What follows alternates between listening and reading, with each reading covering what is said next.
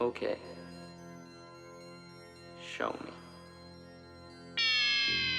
What is up, YouTubers? DJI in the house. Thank you very much for tuning in for my final review of this here quadcopter from Diatone. It is the Roma L3. Their latest and greatest, their latest and smallest, okay, so it's a 3-inch quadcopter of the light variant. Now, surprisingly, to me at least, this is more of a cruising quadcopter than, well, anything else basically.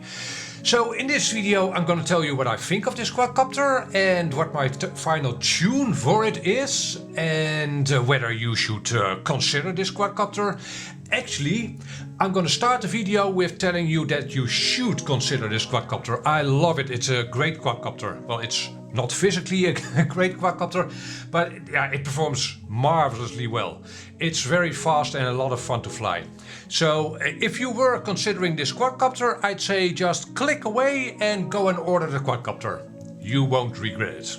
Well, actually, before you do, hold on, not so fast. There's one thing I should add. If you are looking for a fast cruiser, maybe a mid to long range FPV quadcopter, then this is a great quadcopter. If, however, you are looking for predominantly a freestyle quadcopter, it's a top loader, right? You mount your Lipo at the top of the quadcopter and that makes it look like a freestyle quadcopter. You can definitely do maneuvers and freestyle tricks with this quadcopter, but it's not a great freestyle quadcopter.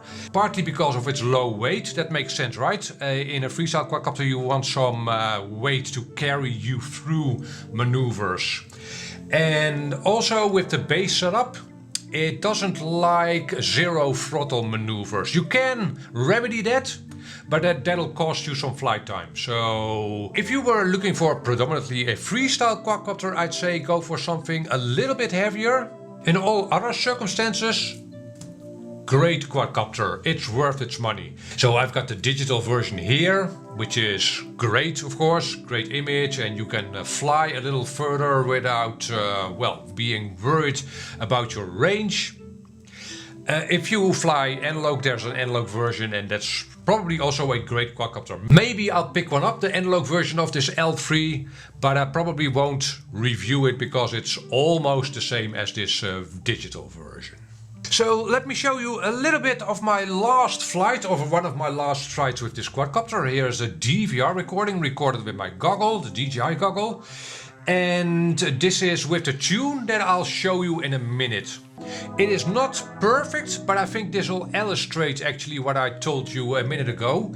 It's great as an FPV cruiser. It's fast and very stable and smooth, as you'll see. However, in some dives, for instance, you can see some shutters, not high vibration oscillations. These shutters you can remedy by raising the idle throttle in the configuration page. Simply that way you'd have more air mode, more authority over what the quad does. As it is, I think the idle throttle was at 5.5 stock.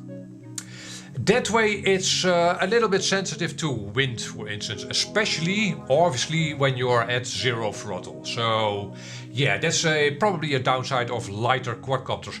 It also gets better if you put a heavier Lipo on the quadcopter. So that's another way to remedy the zero throttle oscillations.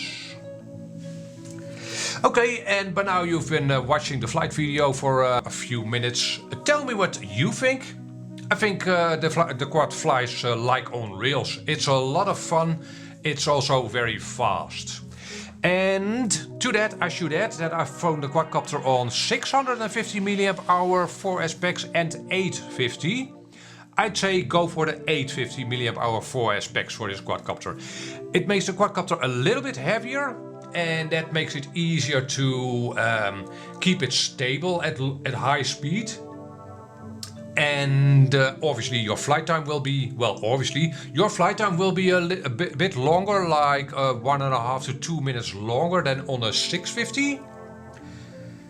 And I couldn't notice a whole lot of difference in performance. The acceleration is better with a 650 mAh. Obviously it's a little bit lighter, But again, it's easier to fly the quadcopter at high speed with a slightly heavier Lipo. Now, do I have any complaints about this quadcopter? Yeah, basically only one, the straps it came with. It came with one wide strap, which is far too long. Maybe this will work out on an 18650 cell, a 4S 18650 cell, probably. So that's where the wide strap comes in. However, then you've got two narrower straps. The short one is kind of too short and the long one is definitely too long.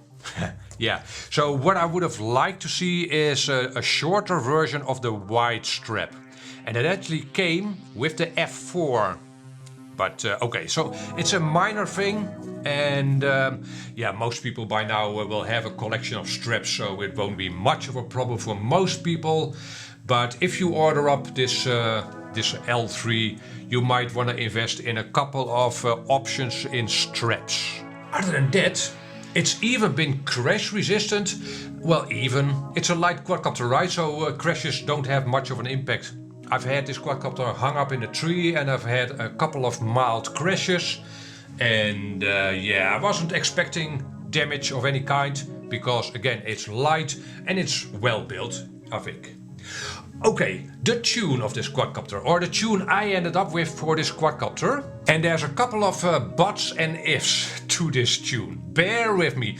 This is the tune I flew the quadcopter on and what you saw a minute ago. So that flight footage. This is a great tune if you don't want to add an action cam to the quadcopter. And basically what it comes down to is I've lowered the P's and the D's a little bit. The bass tune is pretty good, by the way. There's no real need to do any tuning whatsoever, but it's a little bit better with the tune I am showing you here. And I've made it easy for you. You can simply use the sliders. I haven't even updated the Betaflight version on the quadcopter because the stock Betaflight version on this quadcopter was pretty new. Let me see. It was 4.2.5, so that's pretty new, right? No need to update the firmware. And again, you can see the sliders, right? Master manipulator at 1, PD balance at 0.9, P and D gain at 0.9, and stock stick response at 1. Let me see, that's all the changes I've done in this screen. Filtering, I've moved the gyro manipulator to 0.9. It was at 0.8 from memory. It was to the left, let's say. And the D-term filter manipulator was at 1 already. So not a whole lot of change, but a little bit less conservative, if you will. And again, this is how I flew my quadcopter in that last video, in that DVR recording. And over on this screen, you could again increase the motor idle throttle value. I think the stock again was at 5.5. I've raised it to 6.5, which is a little bit better. If you want to iron out the wobbles at 0 throttle a little more, you can move that to 7.5, for instance. Also, I've changed the ESC protocol to DShot 300 and the PID loop frequency to 4. It was at 2. I don't think it makes a whole lot of difference, but this is what I fly my F4 like as well, and this works. My F4 has the same flight controller, the all-in-one flight controller. So I don't want to take up more of your time than needed. This was my final review. I hope this helps you out. Very positive, as you could see. I am not sponsored by Diatone. I've bought this quadcopter with my own money. The first link in the description isn't even an affiliate link, so I'm not making any money whatsoever. And again, my only complaint with this quadcopter is the straps.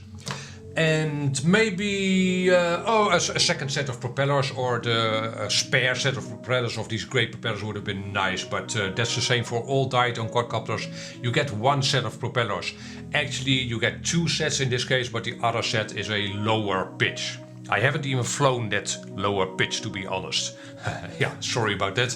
Obviously your flight time will increase by using the lower pitch propellers. Actually, you might be wondering what the flight time was. I flew the quadcopter pretty fast and kinda semi-freestyle on this 850 mAh, and that ended me up at 5 to 7 minutes. Yeah, so if you'd only be cruising on an 850 mAh, you would be able to fly 8 to 10 minutes probably. Oh, and one thing I forgot, the bass tune on this quadcopter is pretty good, as I mentioned. If you were to add a light action camera to this quadcopter, say the Beta FPV naked Insta360 cam or another naked GoPro for instance, then the bass tune would probably be perfect.